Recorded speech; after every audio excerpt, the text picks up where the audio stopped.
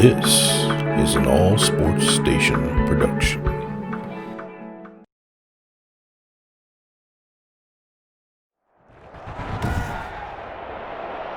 Today, from U.S. Bank Stadium in Minneapolis, this is Madden NFL 21 on EA Sports.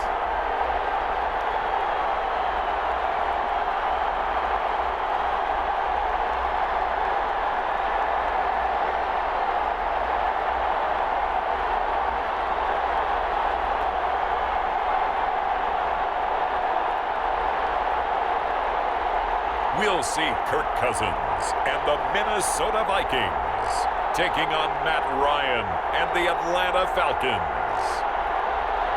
U.S. Bank Stadium holds just under 70,000 spectators, and they've come out in full force for this one. A fantastic atmosphere here in Minneapolis. The scene a short time ago, this crowd decked out in purple, and they were in full roar as their guys burst out of the locker room. We're ready for football, folks, as the Vikings get set to do battle with Matt Ryan and the Atlanta Falcons.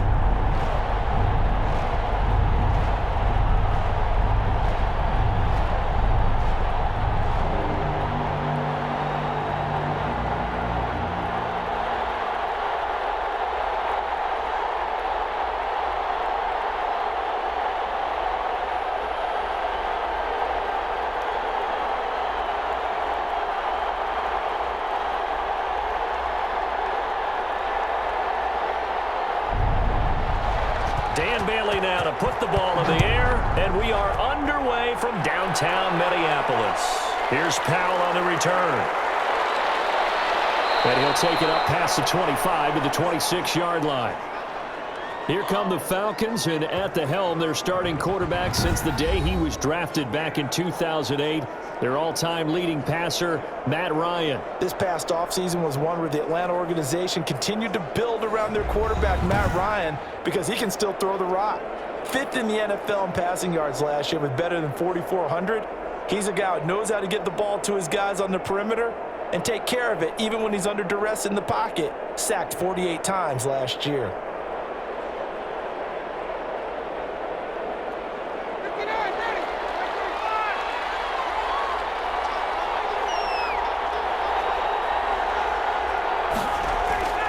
They'll throw on first down with Ryan. That's to the speedster, Olamide Zaccheaus. And they get him down, but not before he takes it across the 40-yard line. 17 yards on the game's opening play and a quick first down. How about a guy proving his worth in different ways? Had a big play in the run game the play before. This time, they go right back to him in the passing game, and he comes through with yet another big play. That's why you work out so hard in the offseason, so you can stay on the field and accumulate big plays.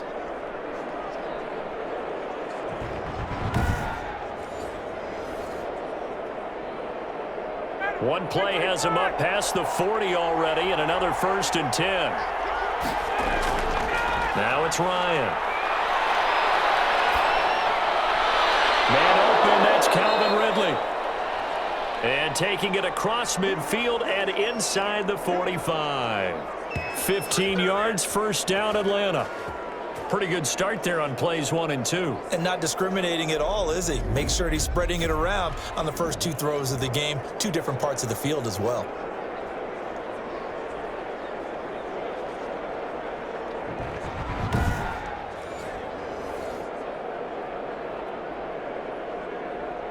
Back-to-back good plays have him on the move on first down. From the shotgun, Ryan. And he gets this one to Ridley complete.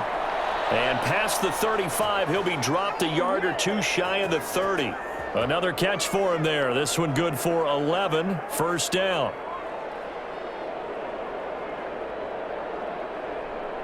Line of scrimmage, the 31 now on 1st and 10. Here's the first carry now for Todd Gurley. Heck of a broken tackle and able to work this down near the 23. It's a 7-yard carry to set them up with a 2nd and 3. A nice run here early on. It doesn't take a great play caller to realize you want to establish a guy of his caliber with runs like this early because they will pay dividends as the game progresses.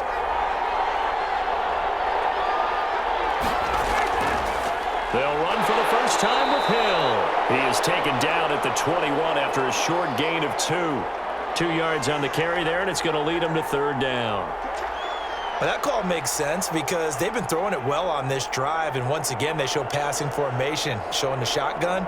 Then they ran out of it. That's a nice play by them defensively, though, to hold it to a short gain. Now some movement before the snap. And we'll hear from our referee for the first time this afternoon. And that'll set them back 5.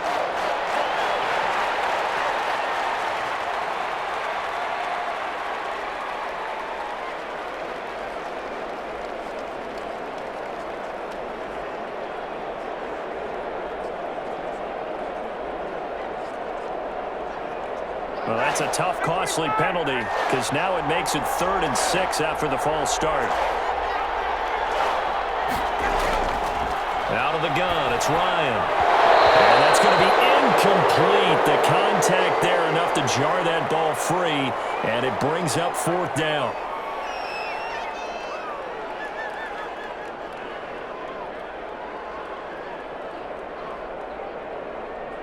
And we'll see Younghoe Koo now for the Falcons. On the right hash, it's a 43-yard attempt. And his kick is good. And the Falcons are out to a 3-0 advantage.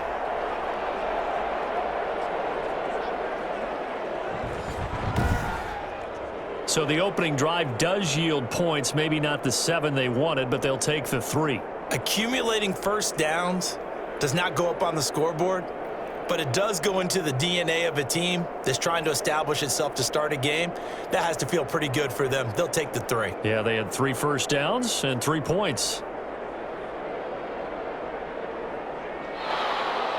The kickoff unit is out on the field, and they will send this one away.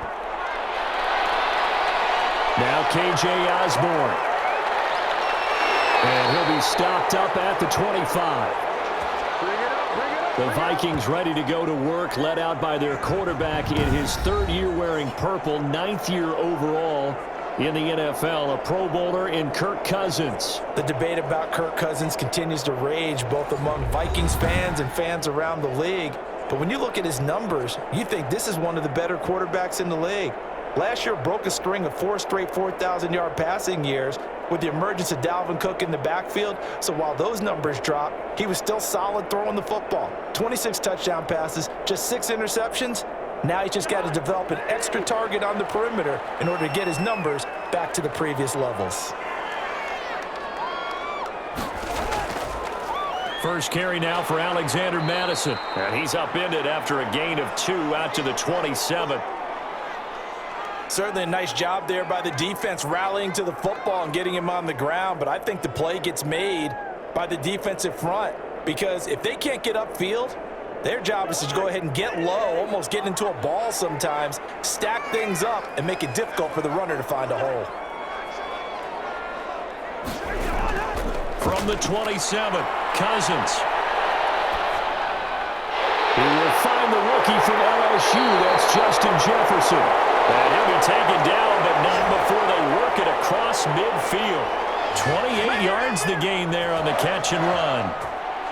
Well, remember, they tried to give him the ball and let him run on the last play, but I think the light bulb went off in their play caller's mind, and this time they get it to him the more conventional way, and it's much more successful as well.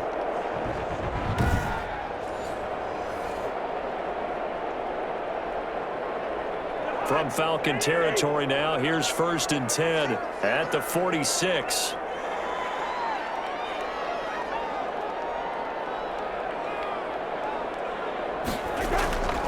On the handoff, it's Madison. And he takes this for about 6 down inside the 40. All right, Brad, I know we're in the early going here, but those kind of runs, they're going to open up a world of opportunities for this offense going forward.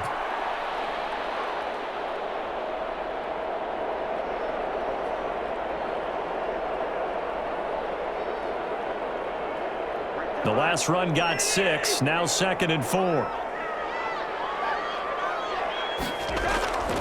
Cousins now. Going right side here, and that's complete.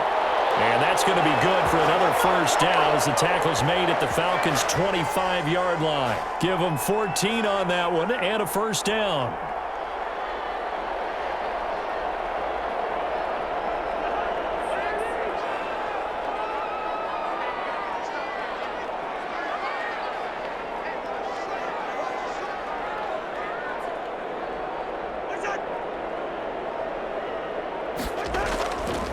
Here's Madison running on first down. And they take him down, losing yardage back at the 27. 2 yards the loss, 2nd and 12. That was well played there defensively. 2 tight ends in the formation, which essentially gave them 7 blockers up front. Hard to imagine with all that size and beef that they could let a tackler through. But that's exactly what happened. A loss resulted.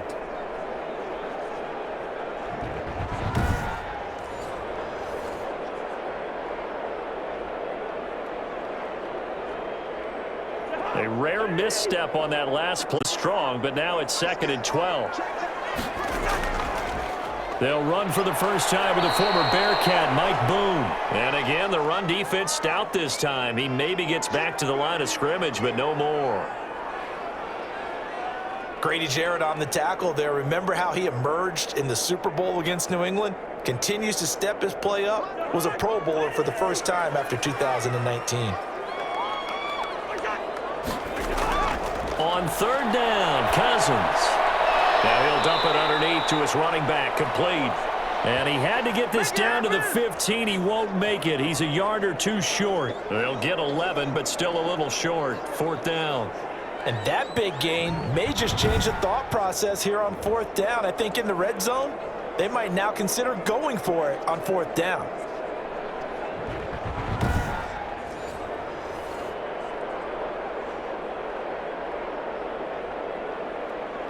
So Cousins heads to the Vikings sideline, and on is Dan Bailey to try the field goal. From the right hash, this from 33. Bailey's kick is good, and that will tie us at 3-3.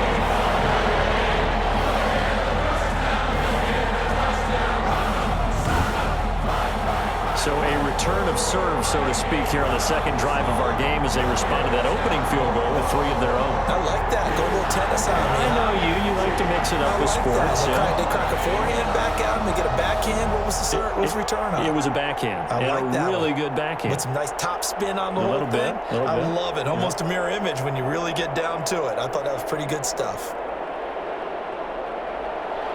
Each team with a possession, each team with a field goal as the kick is away. And this carries into the end zone. And he'll just sit on this one as their drive will start at the 25. The Atlanta Falcons here getting the football back. And this is a team that, boy, you feel for them. They've had some heartbreaking losses. And then week 4, a tough one on the road to go play Green Bay. And they drop that. The season now you feel hanging by a thread at 0-4. And they'll look for their first victory in week 5 as they do go back home hosting Carolina in a division game before going back up north to face the Minnesota Vikings in week 6. Ryan will bring the Falcons up now 1st and 10 at their 25-yard line. Off play action, he'll throw to start the drive. Pressure coming from the Vikings, and they get there and bring him down. Well, so much for setting the tone of the drive offensively. Giving up a big sack that loses that kind of yardage, not a great start.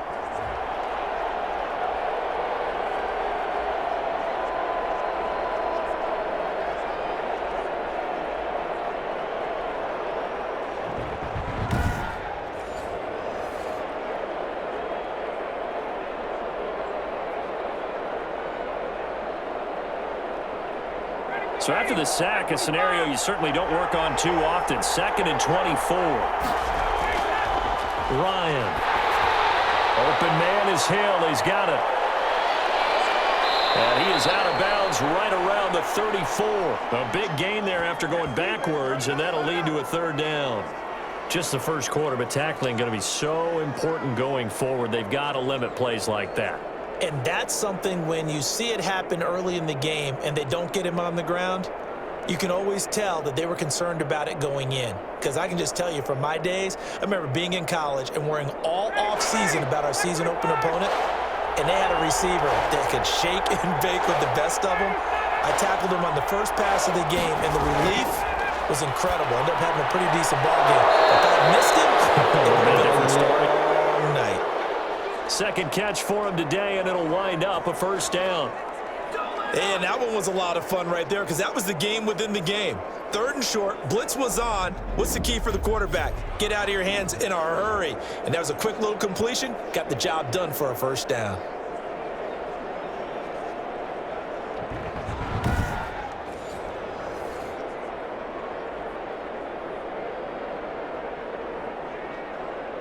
So from the 39 now, they'll come up on a 1st and 10. Now Ryan. And that's going to be incomplete. Too tough to hold on to that one. It's 2nd down. Well, they've got man coverage on the outside, and my scouting report on these DBs tells me that they love to take matters in their own hands. They want man coverage, not zone. And there was good coverage there that forced the incompletion.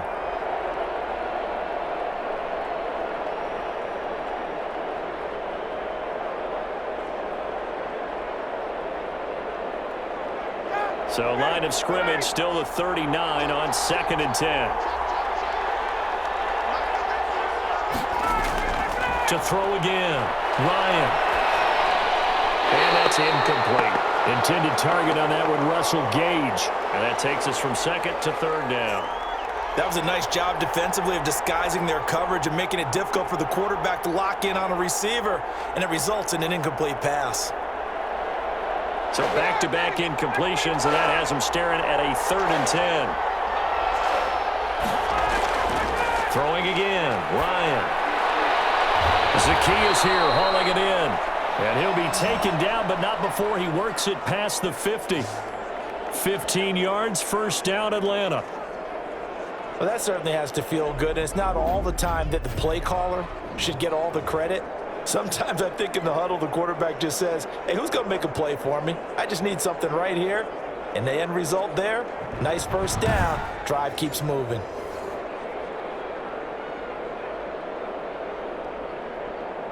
From Viking territory now, they'll come up 1st and 10 at the 46.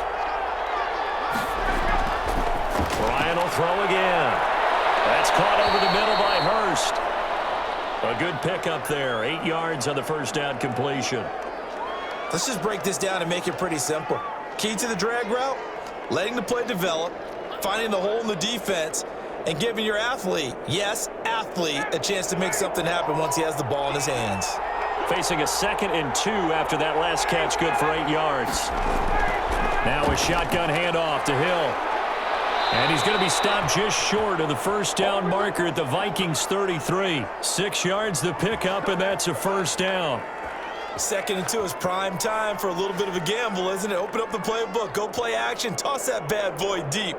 But in this situation, go ahead and give it to your back. Let him pick up a first down. Keep the sticks moving. Throwing now, Ryan on first down. And he fumbled it. It's on the ground. And the Vikings pick up the football.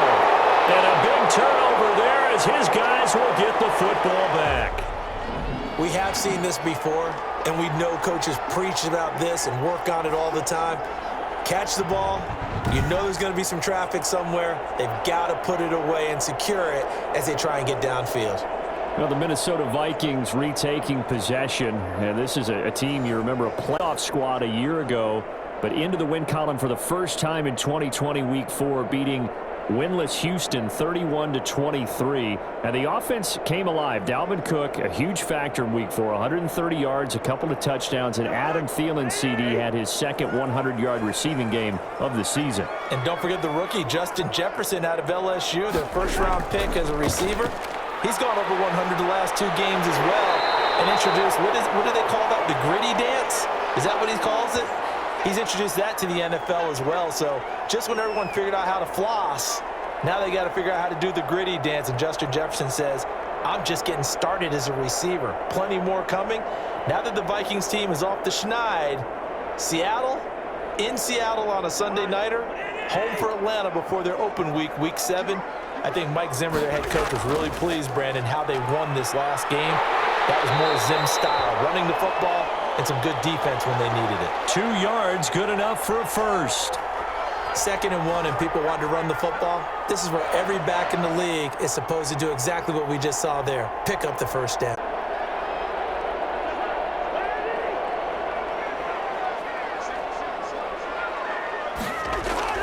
Play fake. Cousins. And they get him down, but not before he takes it across the 40-yard line. Now whistles and a timeout. Looks like we've got a Viking slow to get up. While the training staff takes a peek, we'll take a break.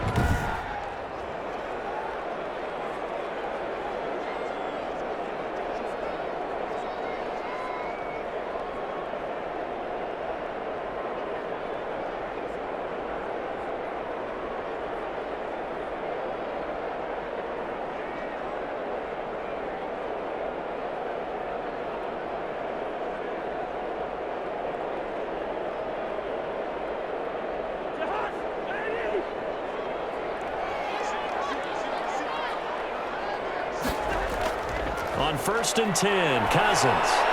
That one into the hands of Thielen, complete. 3 yards the gain there, 2nd down. I think defensively you're okay with that. You're in the first quarter. He's going to get some catches, but they rallied to him quickly. And that's what you count on, and I like what you just said. First quarter, can you do it all game long? They catch it, you tackle them, they go down on the spot. Because when you're able to do that, you don't give up big chunks of yardage after the catch. Now you put the offense in a position where every series they have to work hard to pick up first downs, and you tend to stall them out when you do that. And he'll be out of bounds just shy of the 40. Give him 14 on that one and a first down. That's a pretty throw right there. That ball's in the air a long time, but it's right on the money on the right sideline. A really good route. Moving the defenders towards the middle of the field before breaking to the sideline. What a completion there. Big-time arm strength. Very nice route. Throwing on first down, but this one winds up to be incomplete. And, partner, to me, that one was all about timing. If he's there too early, it's going to be a pass interference call. If he's too late, it's a completed pass. He was Johnny on the spot on that one. Ball on the 42 as they come up 2nd and 10. Now a give to Madison. And he's going to get this inside the 30. A gain of 13. It's a first down. Let's go.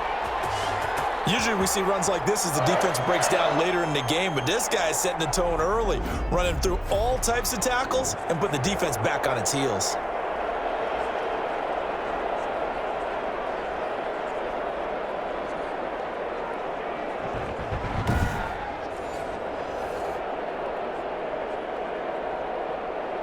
They had to settle for 3 last drive, hoping this second go-around ends in 6. In good position, 1st and 10.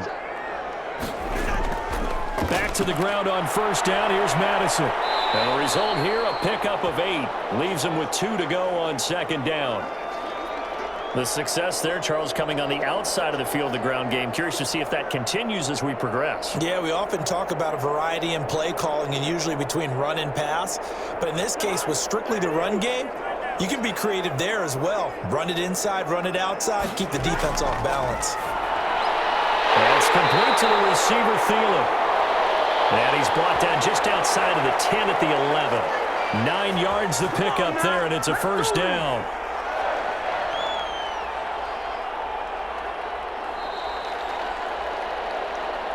Three, a tight one after one on EA Sports.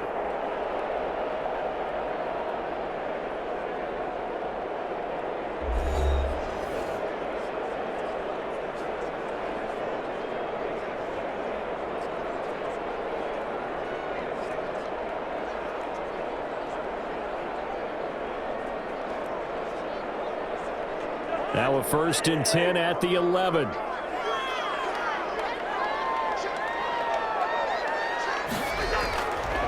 Here's a give to Madison running right. And he'll get this one down to about the 10-yard line. Just a yard on the pickup there, and it'll bring up a 2nd and 9. I know the scouting report on him is that he doesn't possess the eye discipline to be an elite linebacker, and what that means is his ability to read, react, and make a play. But on that one, he looked like one of those guys. Now 2nd and 9 from the 10.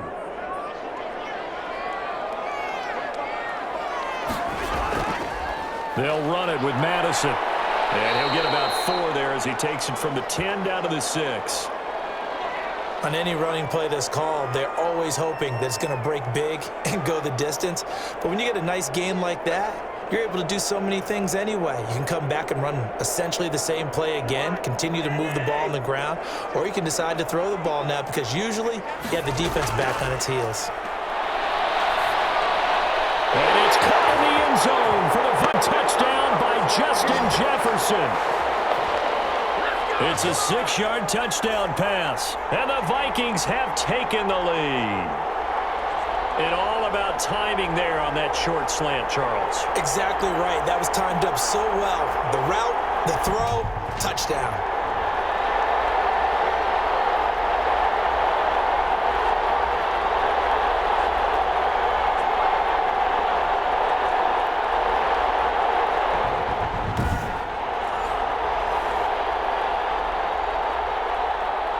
Dan Bailey now for the extra point.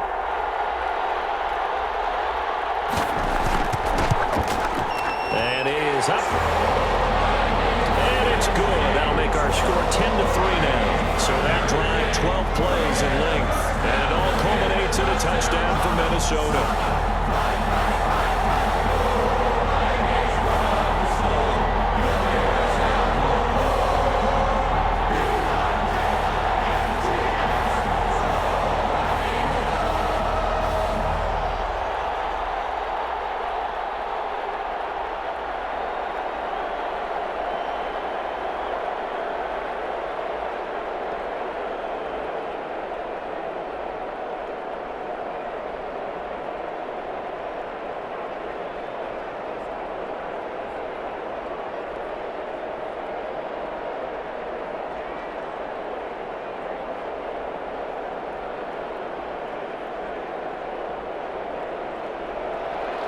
Bailey now to kick it away after the touchdown.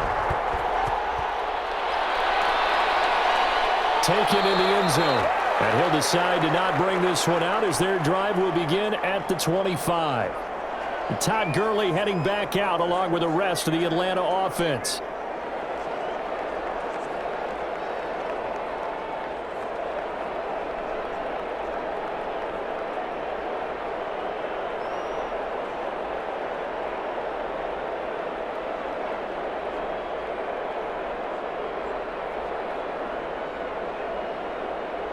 Ryan and the Falcons now come up 1st and 10 at their own 25-yard line. He'll throw from the gun. And this will be incomplete. Physical play on the football there, and it's 2nd down. Well, hey, you know what I want to do? Let's take a look at some of the leaders right now around the National Football League because some impressive numbers. Although the Cowboys are struggling, Dak Prescott, almost 1,700 passing yards. He's on pace right now for better than 6,700. Russell Wilson, we know how well he's playing. 16 passing touchdowns. That's on a record pace.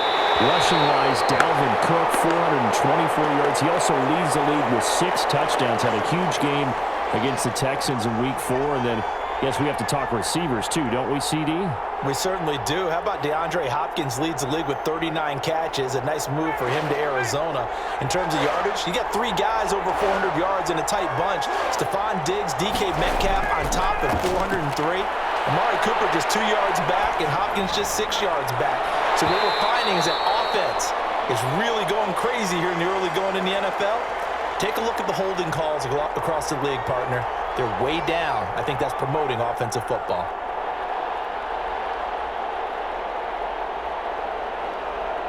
Fourth down, the Falcons trot out the rookie punter from Syracuse, Sterling Hoffrichter.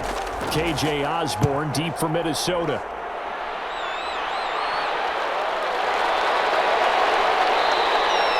It's a 40-yard punt, 4 yards on the return. And the Vikings will take over here 1st and 10. Getting set to go again as we look at the back heading onto the field again. He's over 40 yards here in the second quarter. Been nice and effective for them, hasn't he? He has definitely been dependable and really shouldn't underestimate what he's getting done here, because anytime you're on a pace that's going to approach 100 yards, you've really done some damage in an NFL game. And now he's looking just to add to his totals. Cousins and the Vikings with a 1st and 10 at their own 37. Going to begin the drive here with Madison. And they will only muster a yard here to the 38. Well, sometimes you just have to give credit to the defense. Great job there at the point of attack, holding up. They won their battles at the line of scrimmage, left him no space to try and run. A really nice job swarming to the ball carrier. 38-yard line, 2nd and 9. They go play action. Cousins. He's going to float this one deep right side. And that one almost intercepted. Call it a 50-50 ball. It falls incomplete, and now 3rd down. Just his 2nd incompletion so far. He's 8 for 10. I think he'll take 80%. There's no doubt that he will, but if you're the defensive play caller, you better circle what you just dialed up on your play sheet and come back to it, because you just caused an incompletion. You need a few more of those.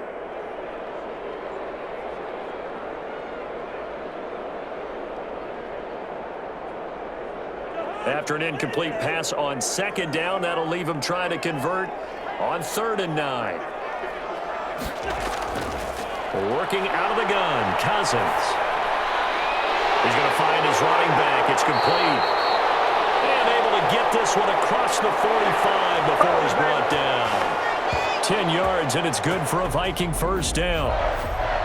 But one of the ways that quarterbacks keep all the receivers alive in a play, never lock in on any one guy. Make sure you keep your eyes moving, scan the field, and here he finds the open guy for a nice pickup.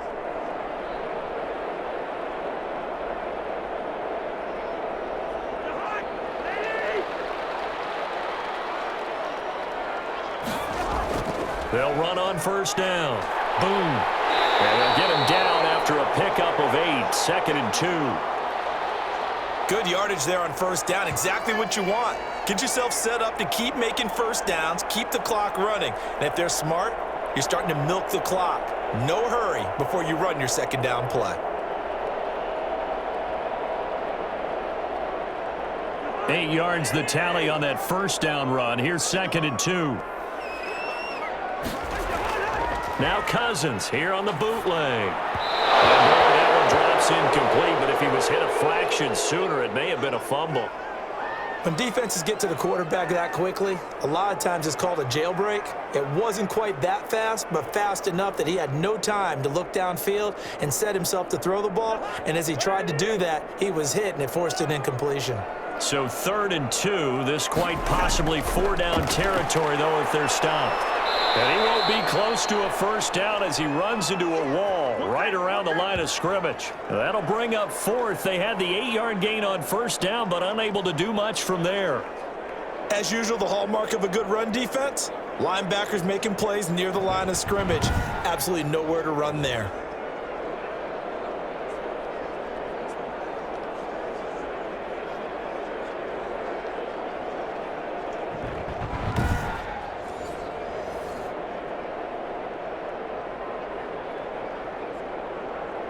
So on 4th down, Britton Colquitt on to punt.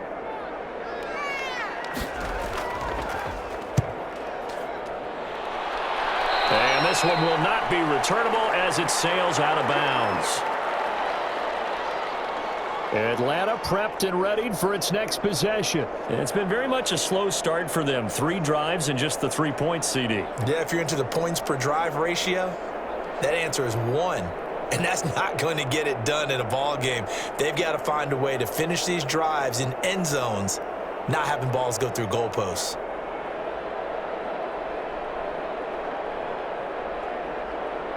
Ryan will bring the Falcons up now 1st and 10 at their own 27. And from the shotgun, he'll throw. And this is going to be caught. He won the fight for the football. And he'll be taken down, but not before they work it across midfield. 25 yards that time. That's a nice catch there. Remember, he had the fumble earlier.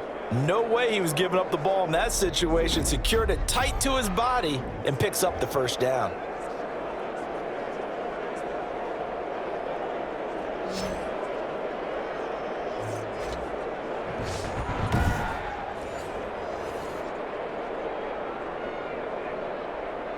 This offense finding its legs now. Here's another 1st and 10. Now a handoff for Gurley. 2 yards on the pickup there. It'll be 2nd and 8. Now that's a mountain of a man that just made that stop, isn't it? But he's more than that. This guy's nimble and quick. More than a space eater. He just made a great play there. The last run got a couple. Here's 2nd and 8.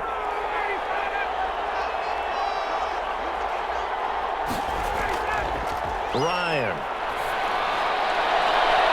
And that'll be incomplete. Took a pretty good shot as he tried to pull that one in. Couldn't hang on, 3rd down. Normally being a big-bodied receiver plays to their advantage downfield. Go up and make the catch, take the hit, and pick up yardage. But in this case, the hit was timed really well and popped it free from his grasp.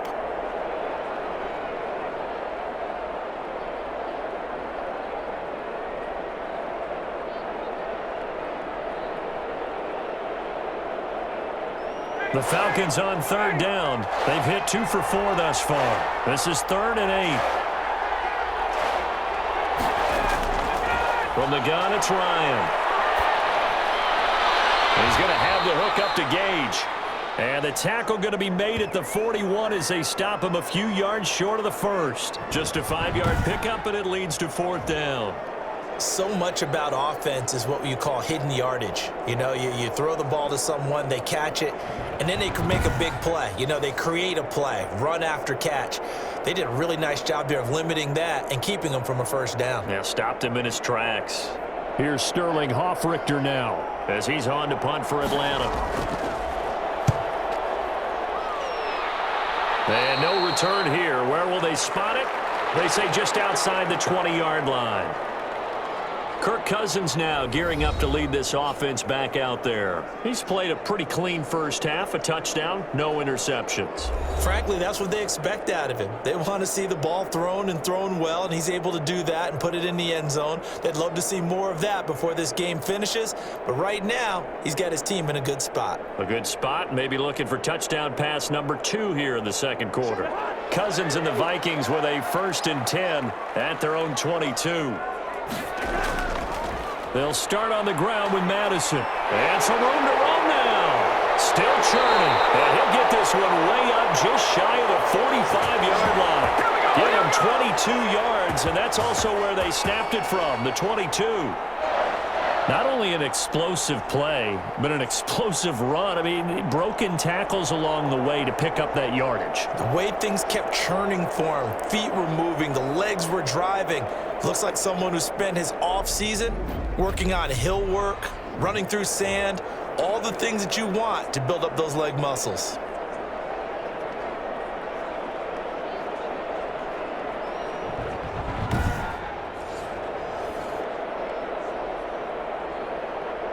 Took just one play to move all the way to the 44 as they try again on 1st down. Here's Madison. 2 yards on the carry there. It'll be 2nd down. They went right back to him, but he pretty much had nowhere to go on that play. Now, the previous carry looked pretty good. That one, maybe he was a little tired. I don't know. Yeah, maybe he should have tapped out and had a second back come in and maybe make that run. Who knows?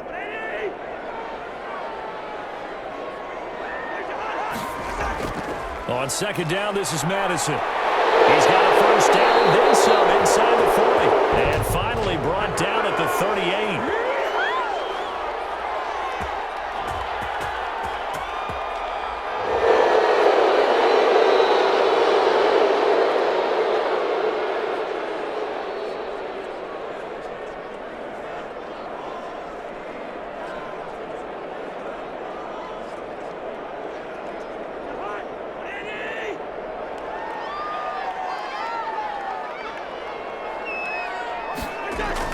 Cousins now on 2nd down. And this one incomplete. Too much contact to hold on to that one, and it's third down.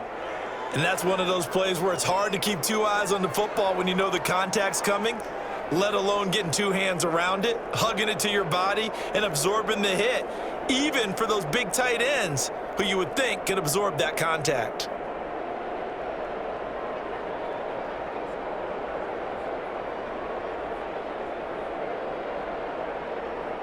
The Vikings on third down. They've hit 2 for 4 thus far. This will be 3rd and 5.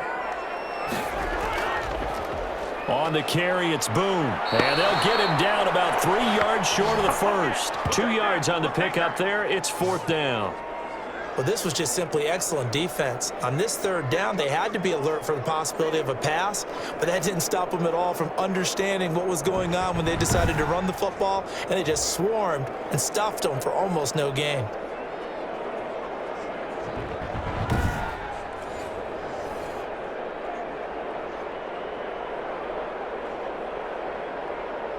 Here's Britton Colquitt now as he's on to punt for Minnesota.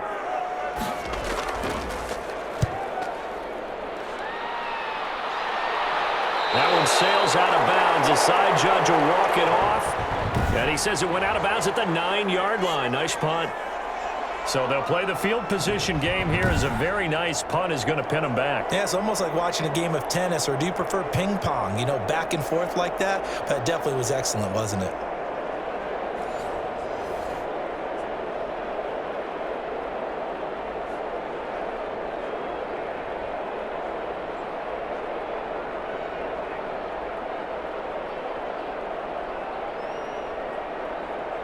Coming out with a jumbo package to start the drive.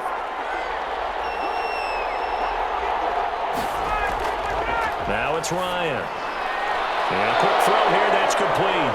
And he's taken down, but not before he gets this across the 25-yard line. First play of the drive, a success, 19 yards. Quarterbacks love slant routes because the receivers are breaking right into their line of vision, and receivers love them as well because they're getting the ball on the move and able to catch it and try and get upfield and gain additional yardage.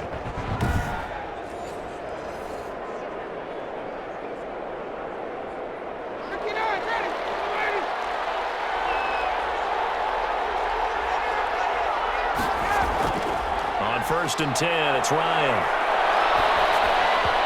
His throw is going to be incomplete. Hayden Hurst, former first-round pick, the intended target. And now it's 2nd down. Now with that, we want to remind you, it takes all of us to fight cancer. That's why the NFL and the American Cancer Society teamed up to create Crucial Catch. They've been working together for over a decade, and you can join the fight. Get screened today. Visit NFL.com/Crucial Catch. And that, Charles, obviously a very worthy endeavor. No doubt about it. Everybody that I know, probably everyone you know, affected in some way or some form, everyone wants to support this cause.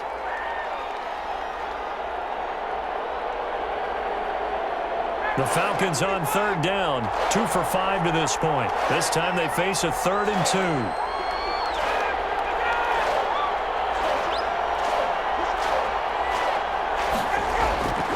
Again, Ryan. Got a man, and he hits him in stride. And he's got the first down yardage before he's brought down at the 42. Back-to-back receptions for him, and it's another first down.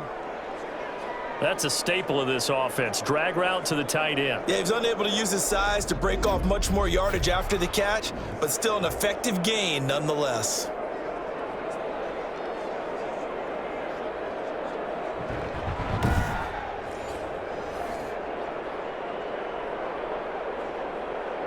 So 2 first downs, and that moves the ball to the 42 now, 1st and 10.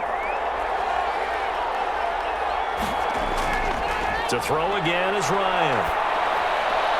Gets this one to Hill. The completion, but they go in the wrong direction. A loss of yards, and now they're dealing with a 2nd and long. Well, I know it goes against the instincts of the person catching the ball because all you're ever taught is catch the football, don't drop it. But drop it there. Yeah, in that situation, dropping it would have been better. End up losing yardage, even though they completed the pass. As good as a sack. Yeah, how about that? Although they won't get the same credit for it, and it won't help them at contract time. His throw incomplete. tight end has become a bigger and bigger part of the passing game in the NFL, but if you drop the football, that position can get swapped out with a wide receiver in that spot, a running back in that spot. There are other ways they can go if you're not going to catch the ball. And that's not just his first drop, his second drop of the game.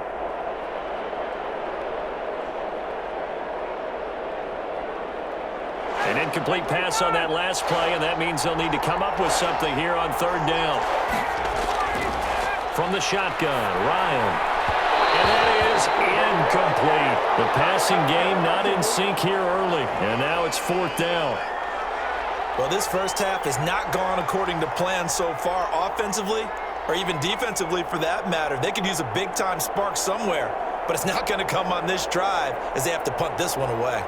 The Falcons send out their punter as he's on here to punt it away. He's been a busy man here in this first half as he gets it away.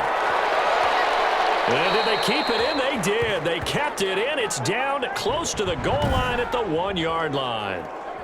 You rarely call your punter a weapon, but he certainly was there. How about that? Pinning him down at the 1-yard line and helping out the defense in a big way. I'm telling you what, if I'm a defensive coordinator, I might be thinking safety right now.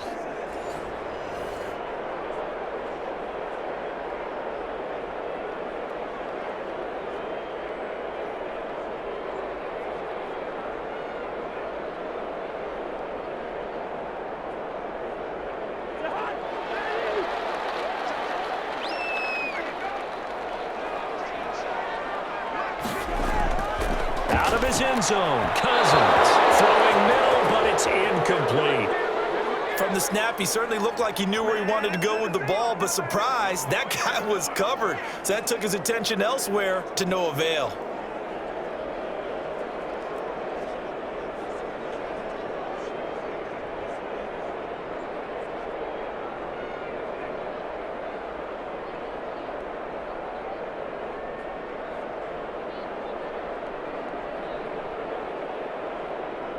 So after the incompletion on first, now 2nd and 10.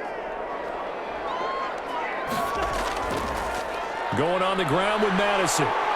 And he was able to shed the tackle, but the reserves come in for the stop. They do get a yard there, but only a yard. Leaves them with 3rd and 9 looming. Well, let's go ahead and detail this situation here. 3rd and long coming up. Back near your own goal line. I would be very hesitant about throwing the football in this situation. Maybe just run up the middle? Yeah, I think that might be the spot for them. You got to try and find some space for your punter because you don't want him backed up where he has to alter what he does. And he's able to get this across the 10 before being taken down. They needed some breathing room. He gave it to him. 11 yards and a first down. Well, Charles, you said you would be hesitant to throw it. They should run it. They did. Not only did they get space for their punter, forget that, they got a first down. And I think that is a mild surprise because it's not exactly rocket science to think, run it here, don't throw it, take care of the football. I would have expected the defense to be a little bit better prepared than that. From down at the 12, it's 1st and 10.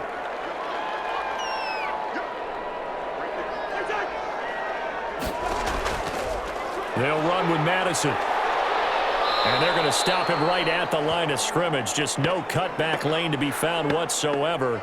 2nd and 10.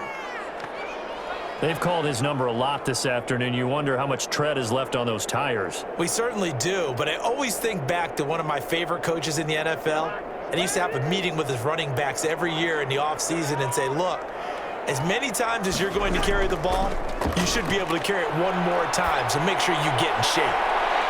And that is incomplete. A lot of force bearing down on him there. He could not hang on. It's 3rd down. Normally you think the tight end's going to be able to catch the football and handle that contact, but in this case, maybe a little too much target to hit. That one was timed well, incomplete. The Vikings on 3rd down. They've hit it 50%, 3 of 6 to this point. This is 3rd and 10. And Rudolph has it, the tight end. And he's brought down, but not before they get it across the 20-yard line. Cousins to his tight end, Rudolph, for a Viking first down.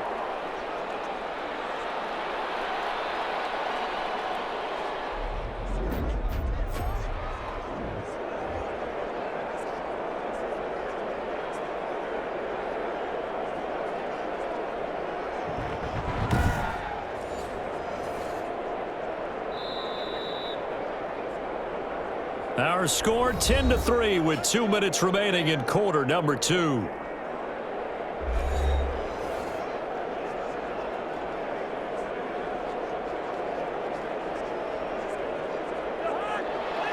A reminder that when halftime rolls around, Jonathan Coachman will have all the highlights and analysis of this first half of play from our studios in Orlando. The throw complete to Beebe. Another nice gain, 13 yards that time, and another first down. Now that was pretty. They executed that curl route versus zone coverage, and that changes things a little bit because against man, it's often a tight curl, a sharply run route. Against zone, you're just looking for that open spot, that dead area, so you may curl it a little bit wider just to get to that place. And usually a tight window. He fired a bullet in there for the completion. A first down throw for Cousins. And that is incomplete. He couldn't hold on through the contact. Brings up second down. Well, partner, looking back to week 4, we had an abundance of scoring. You look at teams that scored 30 or more points. You had Denver, Seattle, Cincy, Minnesota, Cleveland, Dallas, Baltimore. I mean, the list, it keeps going and going. And we've seen teams go over 30 points or more 50 times already through 4 weeks. The record before this was 36 times. So the average game this year, just under 52 points, the highest scoring since the merger. I mean, what's going on here, CD? Well, there's a number of factors, I think, and normally when you come off of a season, when you come off the offseason, defenses are slightly ahead of offenses because of timing. But I think these guys in the offseason do such a great job of getting together. You know what I mean, Brandon? They find a way to meet in a city, go through their offensive plays, work on their timing, and I think that's helped them big time. The other thing, penalties are down, especially holding calls across the league. That definitely benefits teams trying to run their offense. The Vikings going to signal for the first of their timeouts as they'll stop it with exactly a minute to go before halftime.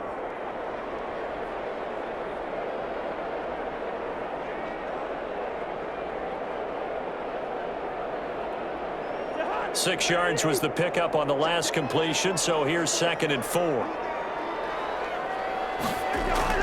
They'll throw again. Cousins. And an incomplete pass.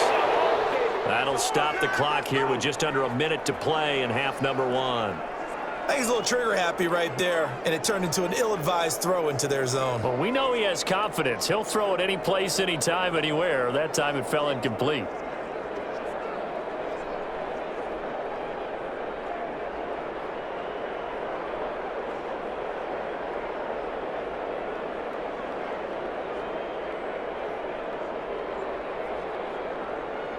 Now they face a 3rd down and 4 after that incompletion on 2nd down.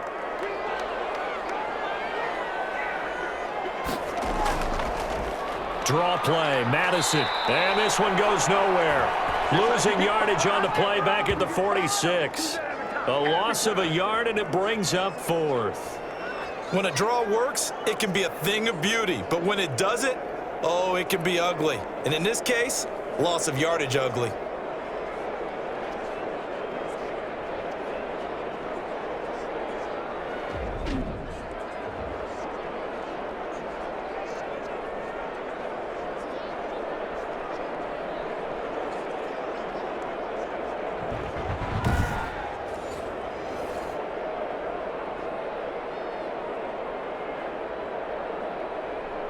Here's Britton Colquitt now as he's on to punt for Minnesota.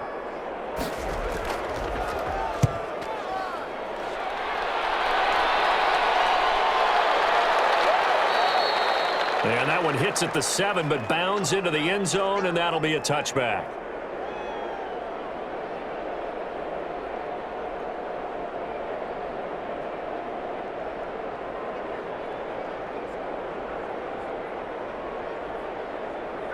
About set to begin their next drive, the Falcons offense at the line. And right now these guys, they're shuffling a little bit, maybe doubting, because 3 straight drives have ended with them punting the football away. Yeah, so you start pointing fingers at each other a little bit, asking a lot of questions. What are you seeing? What are you getting?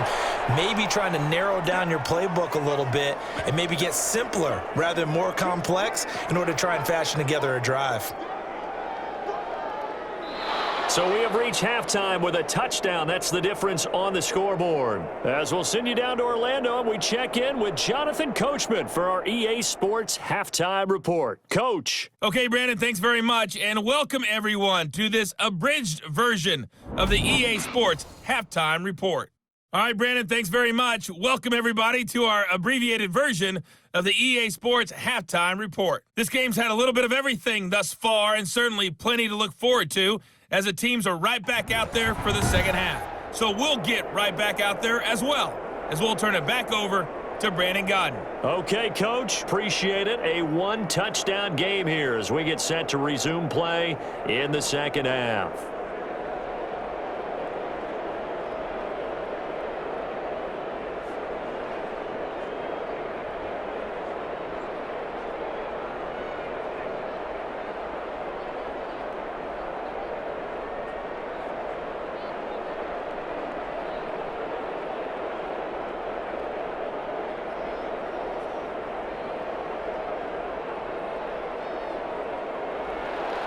The Vikings have to like their position. They've got the lead. They get this football as well as we are back and underway for the second half. And they'll get him down right at the 25-yard line, so the same result, but he opted for the touchback. Out come the Vikings. They'll have it first on offense as we begin the third. They have the lead. Now they'll be looking to extend that lead. And this is where I enjoy talking about one of my favorite subjects, tendency breakers, or counters as I also like to call them. You've done things in a certain way in the first half, and they've had the ability to see what you've done. They're going to make their adjustments. So guess what? You adjust yourself and try and stay ahead of the pace because you are looking for some separation in this ballgame. The adjustment to the adjustment. Without a doubt. Show them one thing, hit them with something else. Well, throw right side, taken in here to start this drive. And he's taken down, but able to slip across the 35. 2 catches in the first half. Now he's got a third here, and it's good for a first.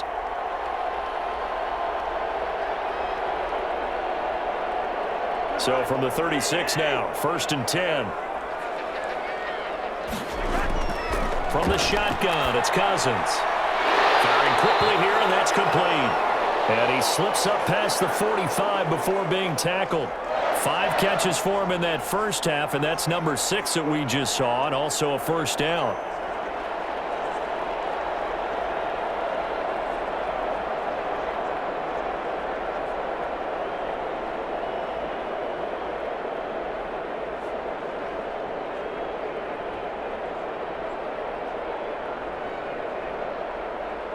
Back-to-back good plays have him on the move on first down.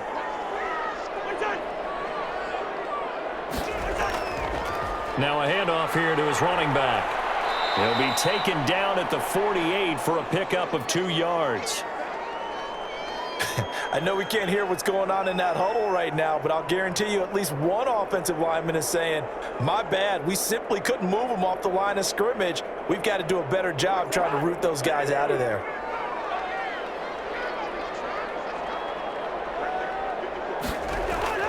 On second down now. Boom. And nowhere really to go there. He'll take this up just shy of midfield. Now third down is looming. A pickup of 2 on first down and just 1 yard there. Well, now they're in a spot that every team tells us when we have our production meetings they don't want to be in, 3rd and long. And that's because those back-to-back running plays just didn't accomplish a whole lot. Again, they're going to go with Boone.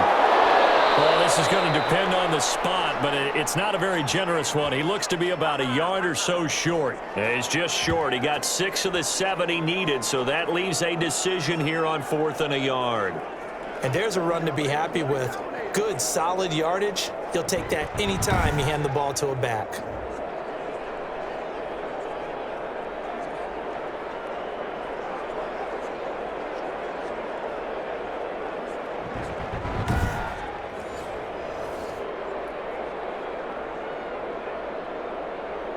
Mike Zimmer's made his decision, and that decision is to try and go for this thing on 4th down. From the gun, here's Cousins. Open man is Thielen. It's complete. And he gets it inside the 35 and just shy of the 30. 2 catches in the first half. Now he's got a third here, and it's good for a first.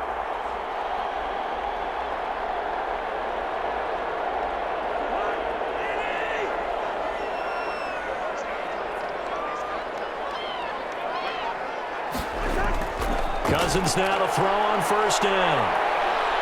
Now the hit comes, and Cousins lost the football. But a Viking was able to corral this one, and Minnesota will keep possession. Able to fall on it, but look where they recovered it. That's a big loss. A lot of bad news on that play for them, wasn't there? Lost the football, lost a lot of yardage, but I think the good news outweighs it. Able to retain possession. That was big for them.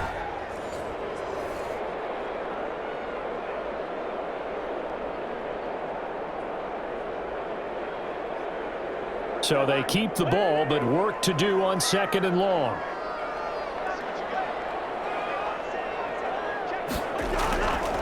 Cousins now. Over the middle here to Rudolph. And they'll be inside the 25 now at the 24. That one good for 17 as they're set up better now for 3rd down. I love the durability of Kyle Rudolph. He hasn't missed a game for the Vikings since 2014. Always on the field, always contributing. They keep calling him a dependable target. He can be that and more. And remember, in the overtime win against New Orleans in the playoffs last year, who caught the game-winning touchdown? That guy right there, Kyle Rudolph. 3rd and short yardage, Cousins. Oh, it's a screen pass. That's complete. And he will have a first down at about the 21-yard line. It's a gain of 4 there, and it gives him a new set of downs. So how would you describe that one, partner? Workmanlike right there, getting that first down, blue-collar type football? Yeah, only needed 3, got 4, just enough. I like workmanlike. I think it's pretty cool myself. Everything doesn't have to be high glamour in this game.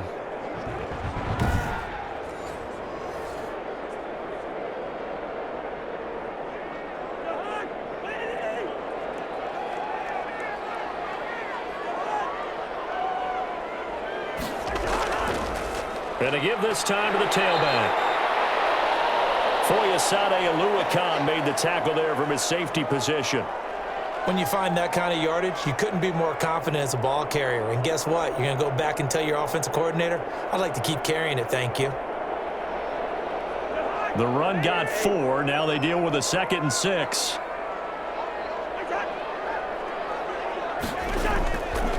Throwing is Cousins.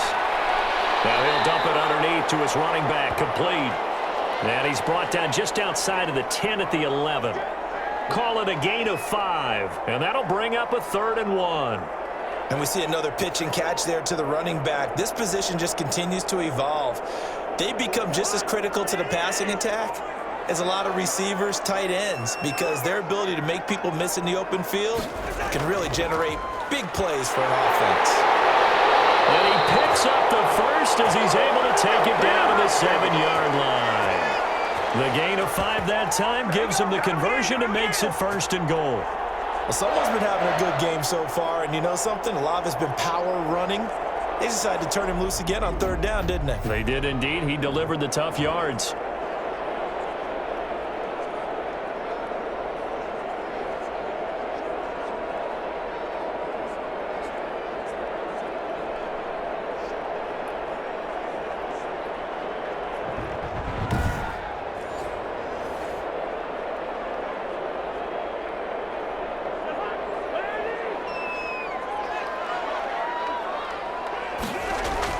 Here's Cousins.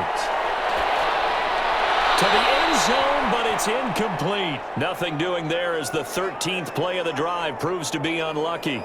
Yeah, that one sailed on him. You've got to make sure you give your receiver a chance to come down inbounds because they are very gifted. They'll make the circus catches, but they make them out of bounds. That does you no good. They'll try again here from the 7 on 2nd and goal. Throwing, Cousins. And Thielman's got it. Touchdown, Vikings. A 7-yard touchdown grab. And the Vikings are going to widen that advantage. That seemed pretty ideal there for the offense, Charles. You take a little bit of time off the clock here in the 3rd quarter, decent length drive, and you pad your lead as well at the end of it. And what it does is let you feel like you're in control of this game. even more so than a 2-touchdown lead, right? Because you have taken that time off, as you noted, which means they couldn't get you off the field. You ran your playbook the way you wanted to, and you gave your defense some rest. What a big-time drive in that situation.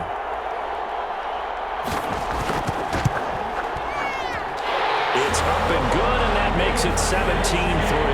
That one was an extended drive, 14 plays all told, and it's polished off by a Viking score.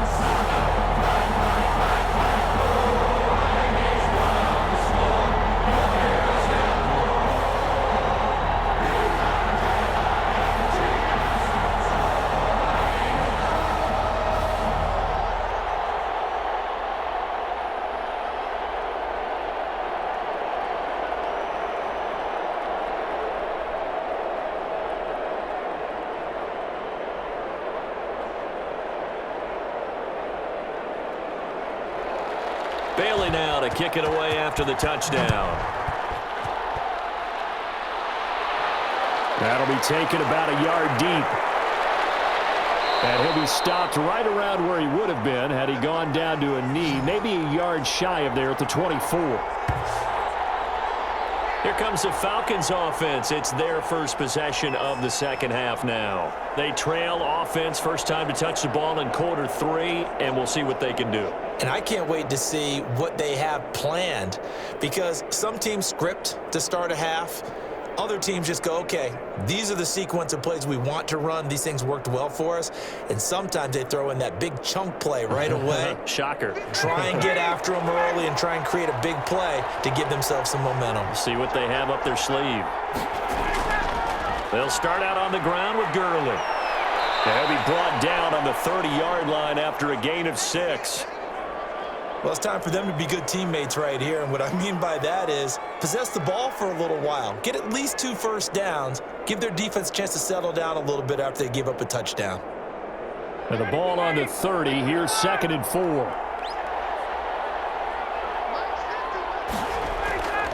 Another carry now for Gurley.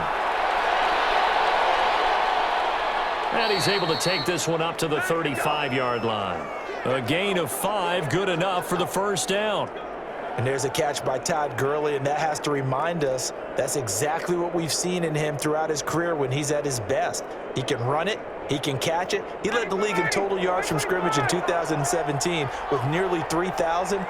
Todd Gurley, when he's on point, is quite a weapon for the Atlanta Falcons. Now throwing on first down and completing it.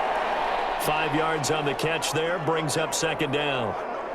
Never make the mistake that the slot receivers, especially the little guys like we're watching here, are just quicker than fast. A lot of them combine quickness and speed, and they catch a lot of footballs, as we just saw there. 2nd and 5 after the 5-yard completion on first down.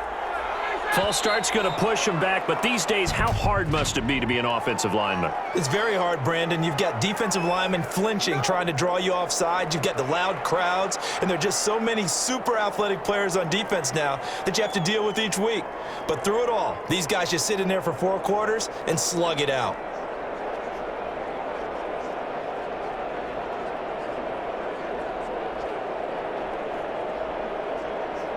A false start penalty, and now they're back to needing 10 yards on 2nd down.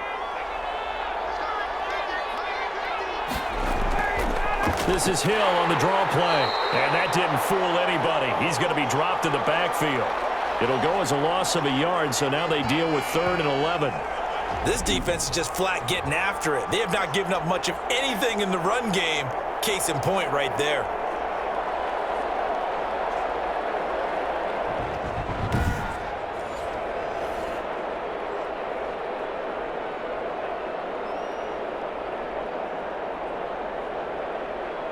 This offense in desperate need of a conversion as they come up on 3rd down. Now Ryan. Zacchaeus here hauling it in. And this is going to turn into another first down as the tackle is made at the Vikings 39. A pickup of 27, and they pick up the first down in the process.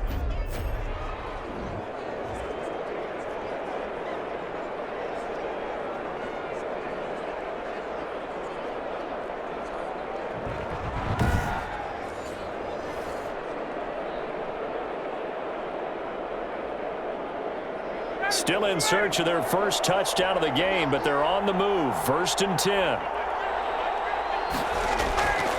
Out of the gun, it's Ryan.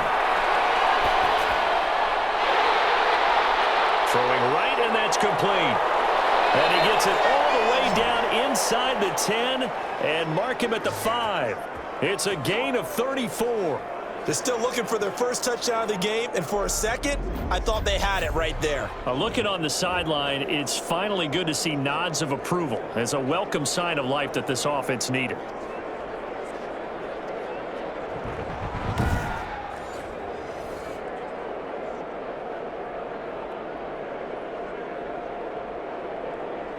Two big plays in succession. Not sure this D knows what hit him, but now they got to get ready. It's 1st and goal.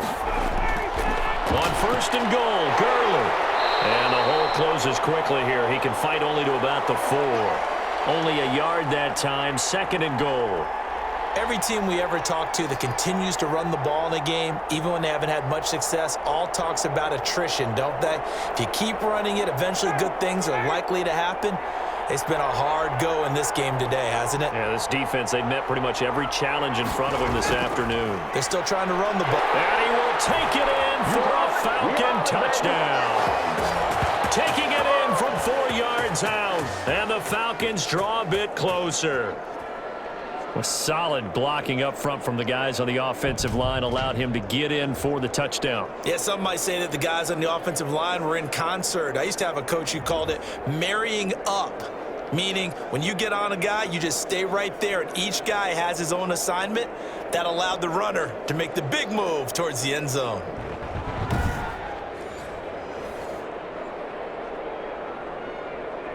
Extra point attempt to follow here.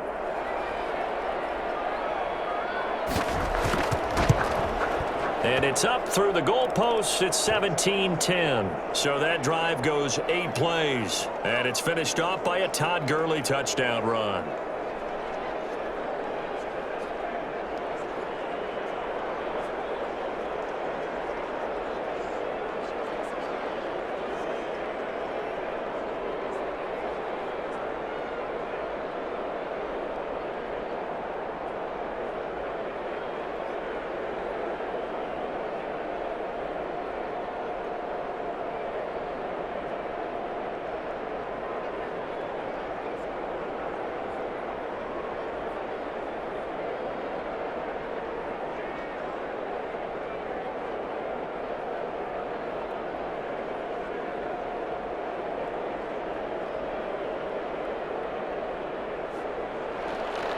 Now following the touchdown, Richter to kick off.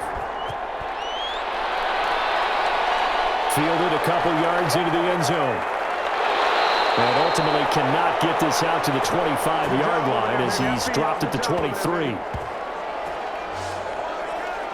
Here comes Kirk Cousins now to lead his offense back out there. He's played well. Good first half. He's continued that here in the third quarter.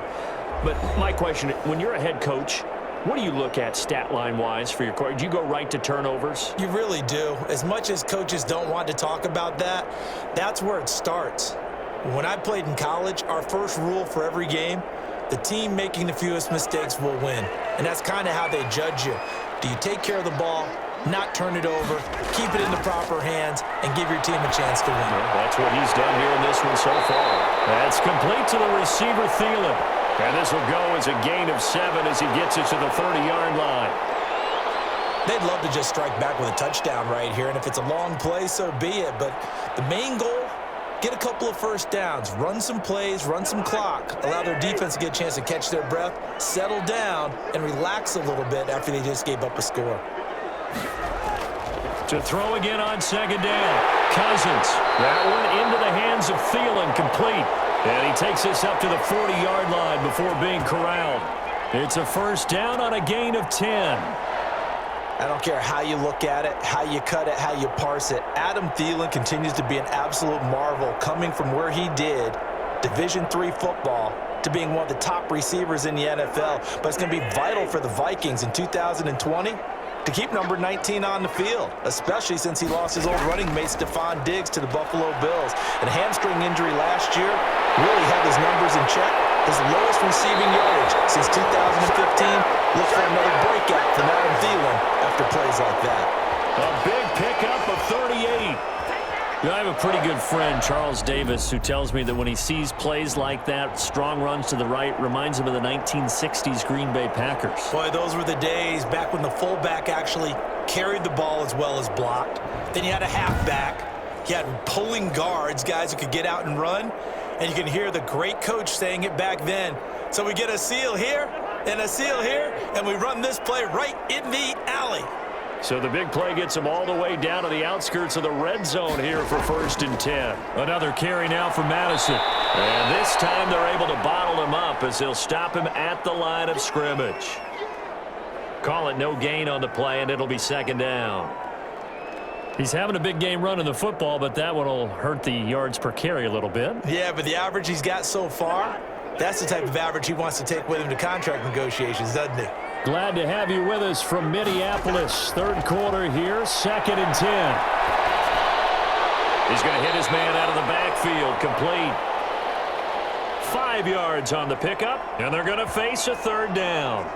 It's funny, throughout the time that we've been together, when we talk with running backs about the ability to catch the ball, their eyes light up when they talk about open field and having one-on-one matchups, don't they? Yeah, they do. And that's the reason why. What we just saw, shedding those tackles, and that's what they're used to doing. It is, and it starts at the beginning of the play. One-on-one matchup if someone's trying to cover them, but they also like those one-on-ones downfield after the catch when they're running with the ball.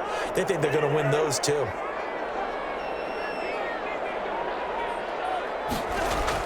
On 3rd down, Cousins. The 3rd down battle won by Atlanta's defense. Solid coverage.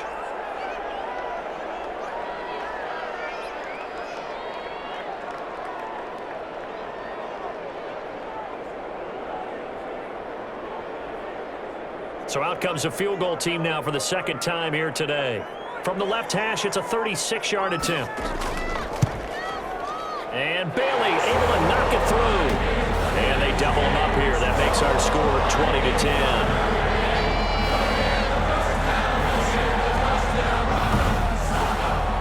So the drive stalls out inside the 15-yard line, but they do get 3. And I've talked with enough players nowadays that when they have these types of kicks, that no one says to their guy, hey, that's just like making an extra point, piece of cake. Because the extra point is not a piece of cake anymore. But kicking a field goal from that distance, just give him confidence and let him knock it through. Now after the field goal, Bailey will kick it away. Here's Powell on the return. And he takes this near the 25. Just a little pass there. Call it the 26.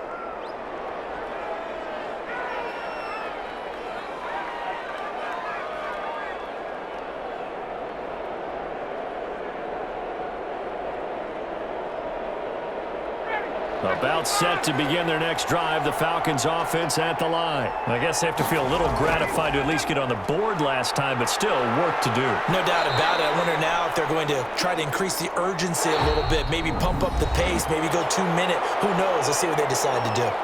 And we return, welcoming you back to Minneapolis. It's the Falcons. They'll have the football, but trailing on the scoreboard as we get set to begin the 4th.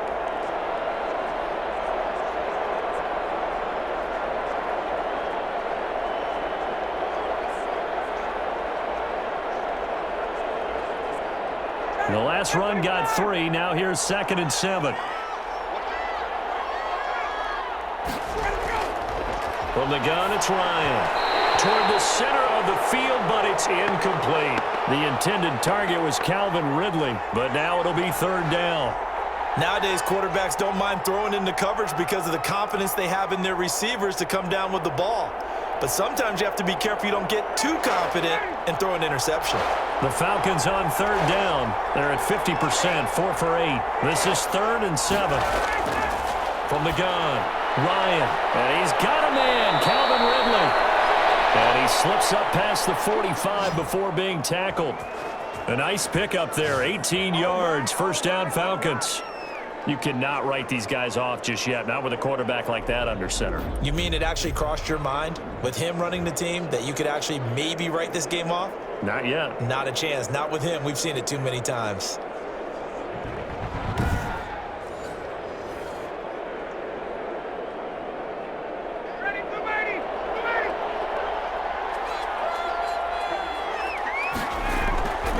They'll throw on first down with Ryan.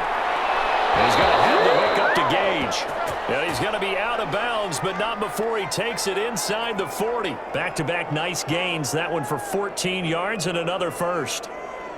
Now, how about this throw right here? Had to throw it to the left sideline, and you know the timing's got to be correct on this one. Ball's got to be right where it needs to be, and it was.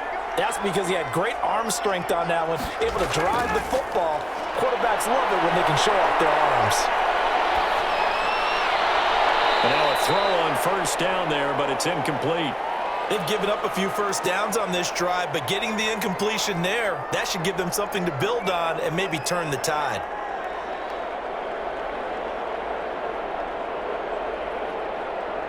They work again from the 38 on 2nd and 10. Throwing again. Ryan looking middle, and it's incomplete. I know coaches tell us all the time that having a powerful arm isn't the #1 thing they look for in a quarterback. But when you're trying to throw inside routes and you need to put some heat on it, it helps have the big gun. In this case, just a little bit too much. Big play coming up. Here's 3rd and 10. I would expect to see some pressure here. The pressure drops off as they'll look to throw. The Vikings after it, and they get there for the sack. I remember when I was a kid and all I wanted was a nickel so I could get that soda down at the fountain. And guess what? The nickel came into play well. 5 defensive backs, they covered well, allowed for the sacks. Sodas were a nickel when you were a kid? No, I just needed the extra nickel so I could pay the proper price. Okay, how much were they? A dime? What were they? 15 cents.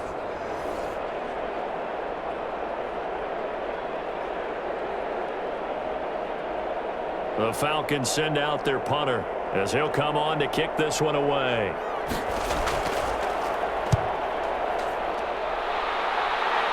And this is going to be ruled out, I think, just inside the 20. Yes, it will. Side judge calls it at the 19-yard line.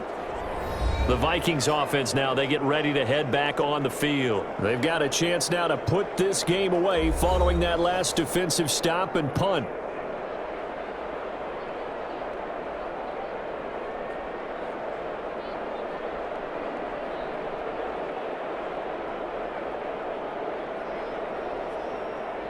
So here's a 1st and 10 now, down inside the 20. On first down. Boom. Limited running room as he'll get about 3 to the 21. Brandon, I've got to think this offensive line has got some smiles on its faces. And I know it sounds crazy, but they practiced for this back in training camp. They knew they'd be in situations where it'd be extra defenders in the box coming after them, trying to keep them from locking down a game. Right now, they want to show the world they're up to the challenge. Now a throw here on 2nd down, and that's complete. That catch good for 5. It's 3rd down. They like going to him in the slot. He catches another one. I think this comes under the heading of until they stop him, why not go back to him? He has something going really well. Great working relationship with the guy throwing the ball, and they keep making the connection. On 3rd down. Boom. And he picks up the first before he's taken down at the 29. Give him 3 yards and a fresh set of downs. Brandon, when a defense just simply can't get off the field on 3rd down, and we all know how important that down is for both sides of the ball, you often feel like you're just a step behind whatever they're doing offensively. And one of the differences in this game, no doubt, 3rd down conversion, and that is going to be a story they'll talk about after this one.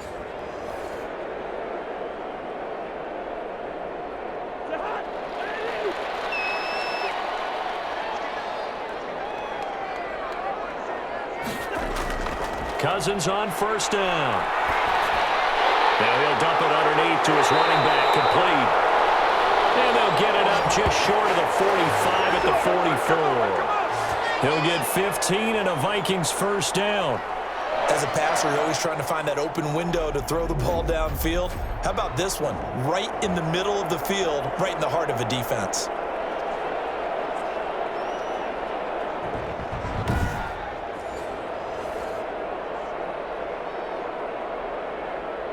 A pair of first downs gives him a 1st and 10 up at the 44. On the handoff, it's Madison. And Madison hit, and the ball pops free. And the Falcons grab it. And they'll set up shop right near midfield at the 49-yard line. Partner, that one looked like it was over. I mean, they had control, had the football, and the defense had to make a play in order to keep them in the game. That's exactly what they did. And now that door ajar, 2-score game, so hold on here, not done in the fourth. Here comes the Atlanta offense now ready to take over here. They trail by 2 scores in the fourth, and their defense did its job getting the fumble recovery. And time to see what this offense has left in the tank.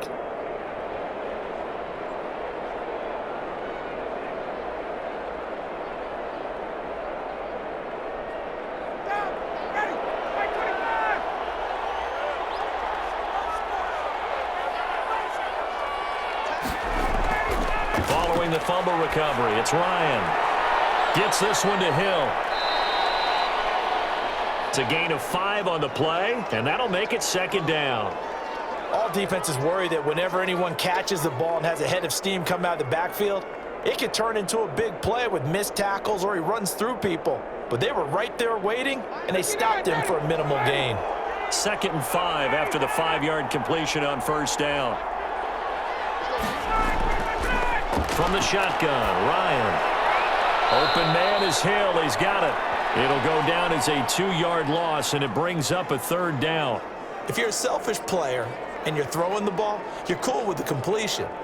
Maybe not so cool with the yardage loss, though, huh? Yeah, you went backwards on the yardage. Hey, it kind of works like a sack for the defense there. Yeah, it's a really big play for them, right? Able to figure it out, sniff it out, and finish it off.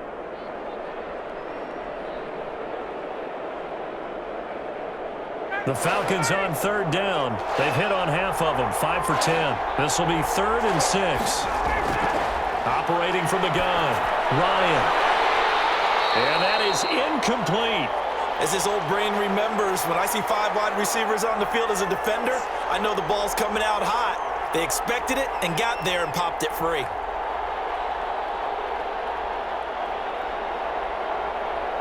And they're indeed going to go for it here on 4th down. So trailing here in the last quarter, let's see how this plays out. They're going on 4th down. It's Ryan. And he gets this one to Ridley complete. And they'll wind up getting this one all the way down inside the 20. The time to pull out the stops is now, and they convert there on 4th down. 4th down, trailing in the 4th quarter. They felt compelled to go for it, and they got it. Well, I'd look down at my play sheet, and what I would find, plays that have been successful throughout the game that have worked at the distance you need, and that's exactly what they got done. So from inside the 20, here's 1st and 10 at the 18. From the red zone now, they'll look to throw. That one complete to Hill. The completion, but they go in the wrong direction. A loss of yards, and now they're dealing with a 2nd and long. That play was well covered. Just tried to check it down. Unfortunately, we're not able to find any yardage on that one.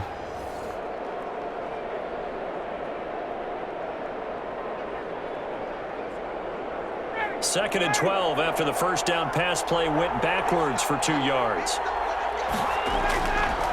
On the handoff, it's Gurley. And he stopped immediately there. No gain that time, and it leaves him with 3rd and 11 coming up. And the big fella stuffed that one up in a big way. I think doubling him has to be a priority because you can't move up to the next level if you don't take care of him first. The Falcons on 3rd down. They've converted 5 times in their many chances thus far. This is 3rd and 11. And for the right side here, complete. And he is out of bounds, looks like right at the 15. They get only 4 that time as that leads us to a 4th down. He got out of bounds, that's a good thing, but still short of the 1st. And now, since this brings up 4th down, the defensive play caller, grab your nerves because now you don't want to be so amped up that you give them a 1st down by getting out of your lanes, but you also don't want to just lay back and let them have it easily. So on 4th down, out trots the kicker in a big spot here.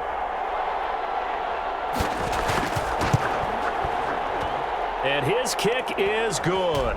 And that will tighten this one up a bit. Now a 1-score game at 20-13.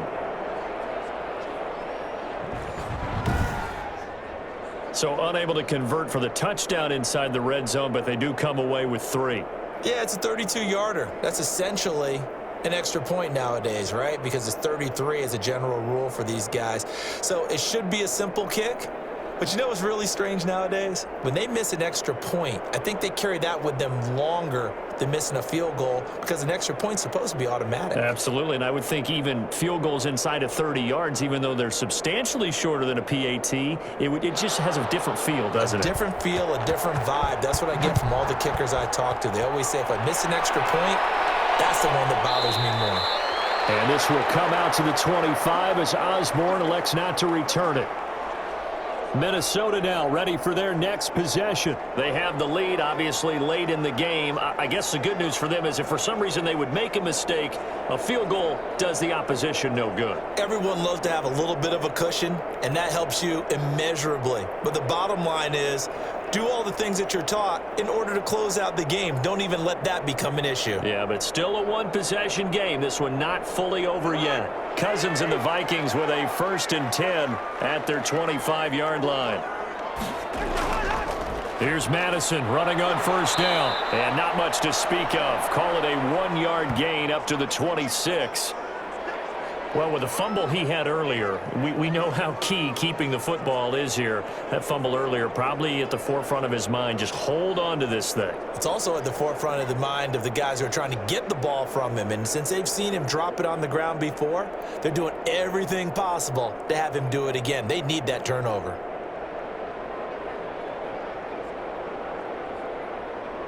The last play got just a yard. Here's 2nd and 9 from the 26. They'll run with Boone here.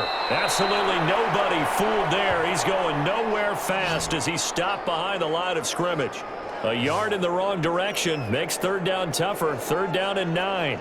Now, obviously, that's some good work there defensively, being able to stop them and bringing up a key 3rd down. But if you're on the offensive side of the ball, there's an opportunity because I know what defensive guys are thinking right now. Just stop them, get to the ball. That means they might not be sound defensively. There could be some opportunities. And you said key 3rd down. Highlight that word. Put it in bold. Here we go.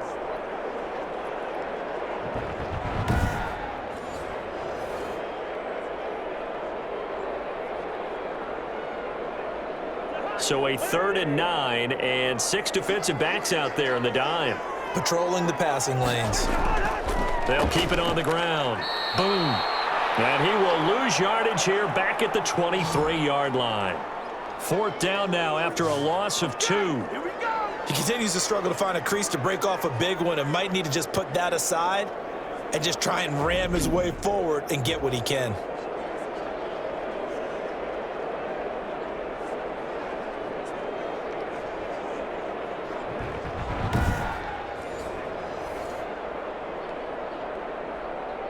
Here's Britton Colquitt now as he's on to punt for Minnesota.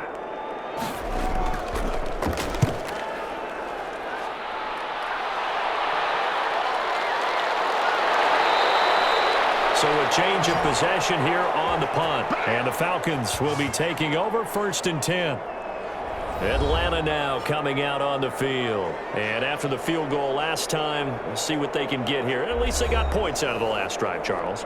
I never met an offensive coach that didn't want to drive to end with a kick. Most of them wanted to end with a PAT, right? In this case, a field goal, they'll take it. Way better than the alternative, which is a punt. Yeah, but you met fan bases that wanted that, that weren't happy with that field goal. I haven't met a fan base yet that wants to drive to end with a kick, other than the extra point. That's it. On 1st down, Ryan. That's caught over the middle by Hurst. And getting this just shy of midfield, they'll spot it at the 49. Solid way to start the drive. 13 yards, picking up the 1st. Tell you what, he's been able to put the ball in some tight spots all game long. That throw, no different. Yeah, a lot of people would call it a gutsy type of a throw. I think he looks at it as, I can do it, so it's not that big of a deal to me, and I'm going to keep firing. Throwing now, Ryan on 1st down.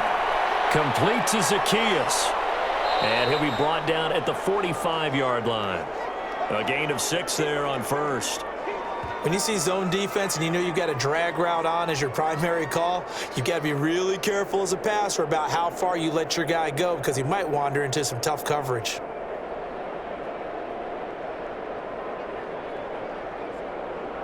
6 yards was the pickup on the last completion, so here's 2nd and 4. From the gun, Ryan, throw left side, taken in by Hill. And he'll get it inside the 40 to the 39.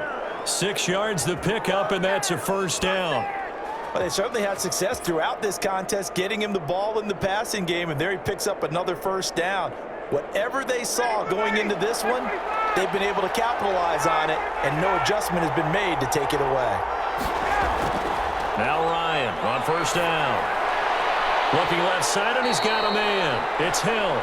And he's going to be out of bounds down around the 35-yard line.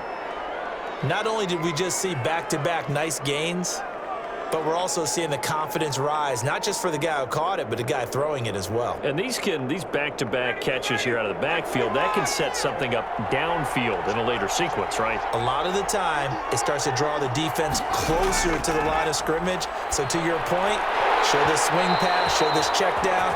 Maybe later on, you heave one deep when you catch him close to the spot. Oh, he dropped it. They were looking for him in the middle third. He couldn't catch it. Now 3rd down.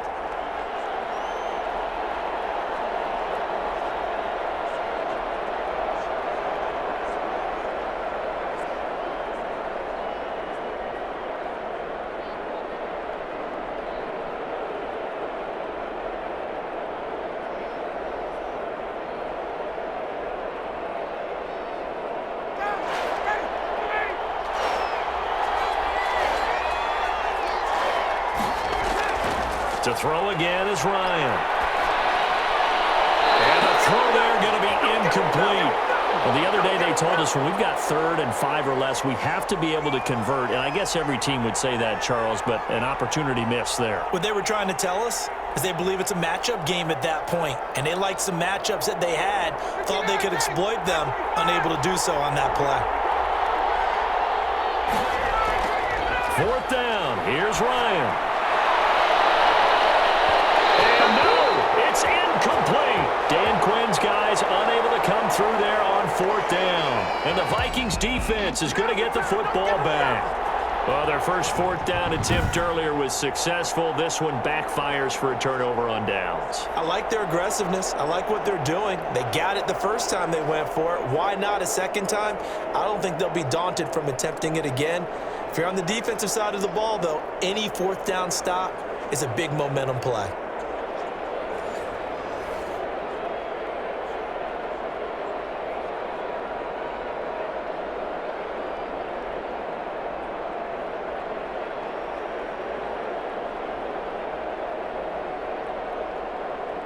Cousins and the Vikings with a 1st and 10 at their 35-yard line. He'll throw from the gun. And Rudolph has it, the tight end. This will be stopped about 2 yards shy of the marker. 8-yard gain, 2nd and 2. A good pickup there. 8 yards on the 1st down completion. Well, that tight end position, it just seems to continue to evolve every year in the NFL. Yeah, you're getting really terrific athletes. A lot of them maybe were wide receivers at one point. They continue to give you speed, great hands, and big bodies, which make them excellent targets for quarterbacks. And this is going to be back-to-back tackles for a loss here as the Falcons defense yet again drops him behind the line. Well, that was one of the few times they've been able to contain him thus far. He's over 100 yards for the game, but he lost a bit off his total on that carry.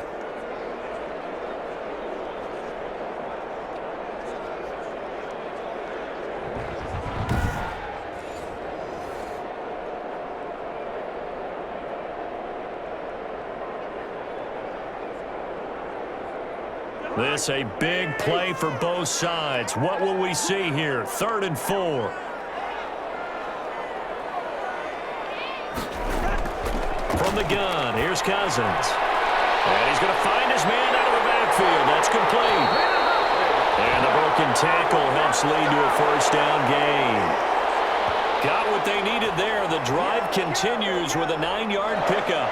Couldn't just sit on it here, could they? Had to throw the ball on 3rd down. Got the big completion in the pickup. Fresh set of downs now. They've got to feel great. And defensively, a backbreaker.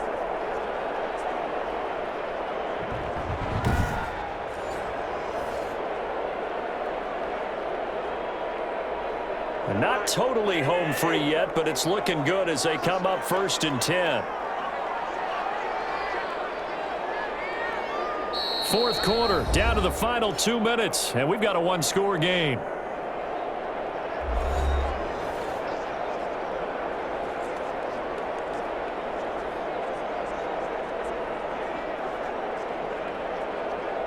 So the Vikings in possession of the football as we get you reset.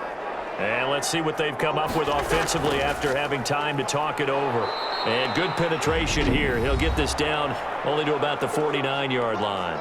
And now we'll see a timeout used on defense as they stop it right out of the break with 1:57 to go in the ballgame.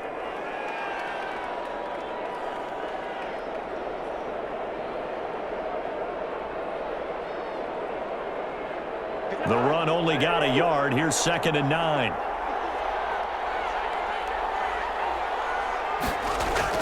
Going to run with Madison again. And he'll get this into enemy territory, but not by much as he's down to the 48. And quickly we're going to get another stop here with 1:54 left as they call the timeout defensively.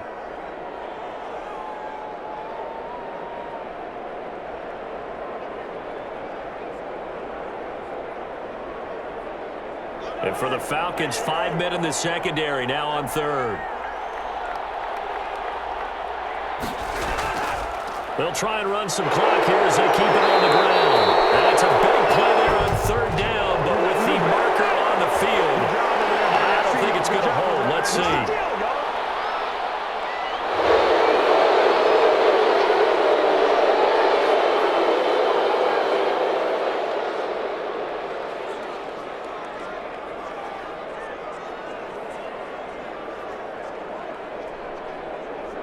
Every penalty so critical at this stage of the game as now they've got it 3rd and long. They'll try and run some clock here as they keep it on the ground. And he'll be taken down at the 46-yard line. Falcons going to use their 3rd and final timeout as they'll head to the sideline and talk over what to do next.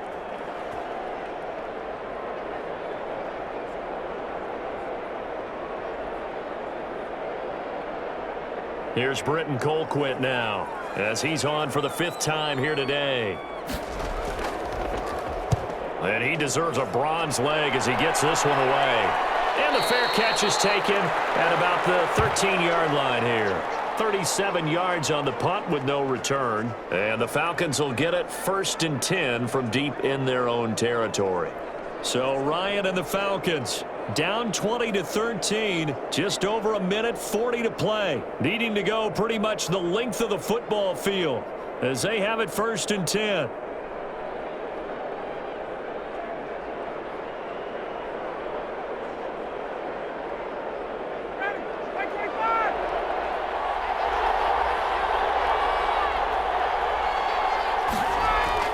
He's back to throw.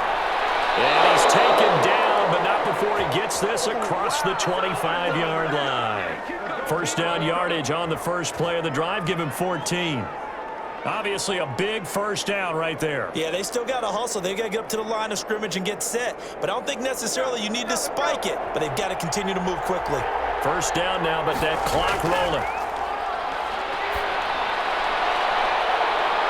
First play of the drive there is incomplete. Intended target on that one, Russell Gage. And that'll bring up 2nd down. That would have been a tough catch, but in this 2-minute drill, those are the ones you really hope your guys come up with. Yeah, you don't want your guy to be able to take the out because it was a tough catch. You needed him to come up with that one because if he does, it alters the perspective of this 2-minute drill, doesn't it? 2nd and 10 now from the 27.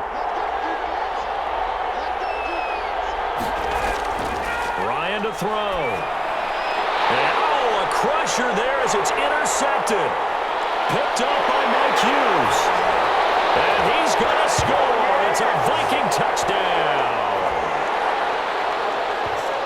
Oh, that's about as tough as they come. You're driving to try to put the ball in the end zone and tie the game, and that happens. It's exciting for us, wasn't it? Because we were thinking, hey, we might be headed towards overtime. Instead, it looks like this one may very well be done. And guess what? If you're a fantasy owner and you have that defense, you just had a big, big game, didn't you?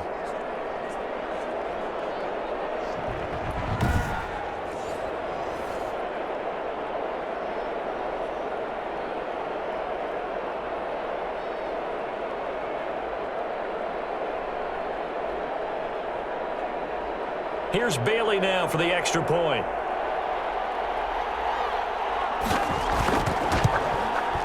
And the lead is up to 14. A heck of a play there defensively, getting the interception, navigating his way into the end zone for the touchdown.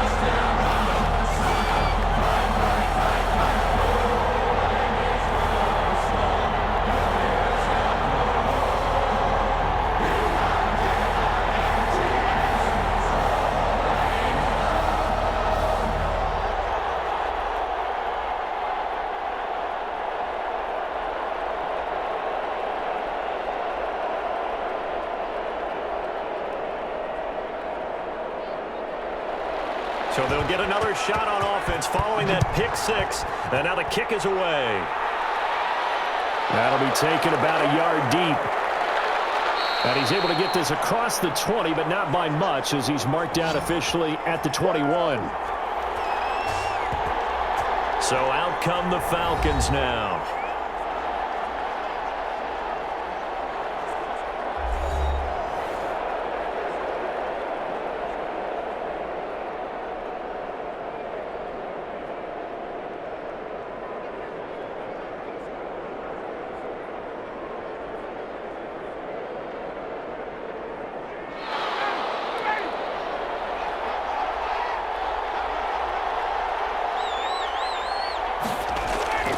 Back to the air, Ryan after the pick six. Oh, now it's free. Hill fumbled it. And the Vikings pick up the football.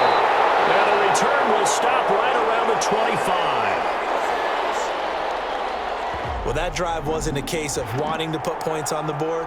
It was needing having to, and they didn't get it done. Yeah, didn't get it done, and now you look at the situation and the point differential, 2 scores, pretty much game, set, match. How about the takeaway, though, huh? How about those defensive guys?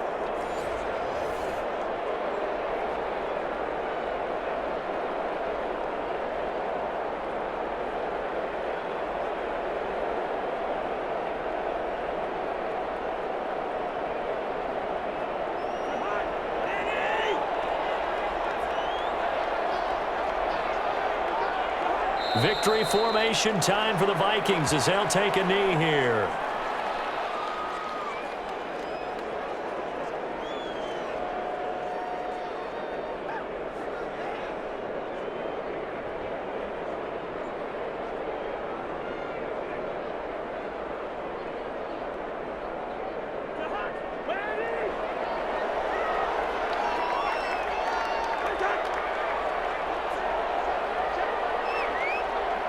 Cousins just going to take this one down to a knee and end it.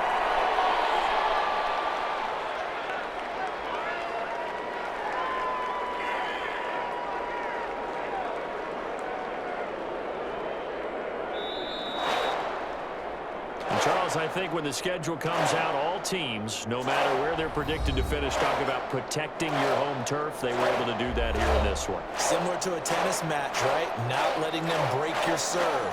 That way you hold on to it. They got it done, and they feel very good about that victory.